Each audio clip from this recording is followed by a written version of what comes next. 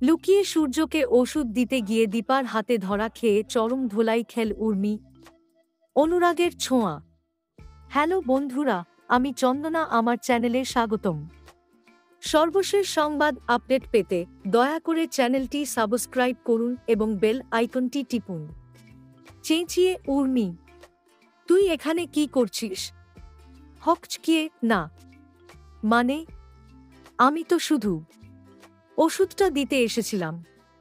মিথ্যে বলিস না, ডাক্তার তো স্পষ্ট করে বলেছে সূর্যর এখন কোনো অ্যান্টিবায়োটিক চলবে না। কান কেটে আমি জানি, কিন্তু এটা তো হোমিওপ্যাথিক, খুব মাইল্ড। রেগে হোমিওপ্যাথিক হোক বা আয়ুর্বেদিক, সূর্যর শরীর এখন পরীক্ষার জায়গা নয়। তুই কে যে তোর মতো করে ওষুধ খাওয়াবি? কান ধরে দীপা, আমি কিছু জানতাম না। ও হঠাৎই এসে সূর্যকে থামিয়ে, আমি জানি তুমি কিছু জানো না। তুই চুপ করে থাক।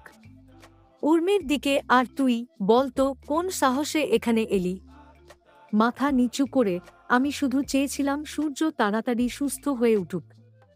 সূর্য তাড়াতাড়ি সুস্থ হয়ে উঠুক, সেটা আমি চাই না বুঝি?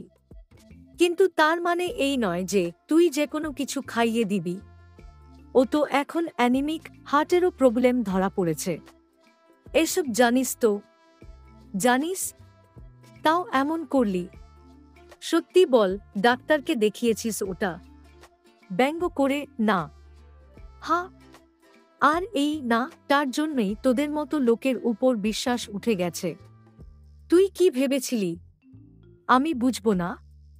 আমি ভেবেছিলাম তুমি এত রাতে আসবে না। ও মানে, তুই জানতিস আমি গেলে তোর চালাকি ধরা পড়ে যাবে, তাই লুকিয়ে এসেছিস? উর্মির হাত থেকে ওষুধের শিশি টেনে নিয়ে, এটা কি